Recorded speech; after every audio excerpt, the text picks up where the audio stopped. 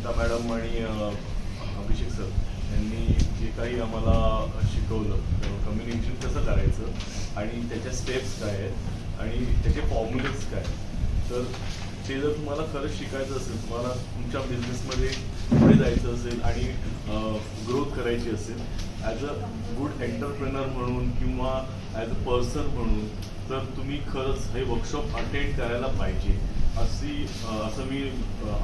आवाहन करतो सगळ्यांना. आणि तुम्ही या इथे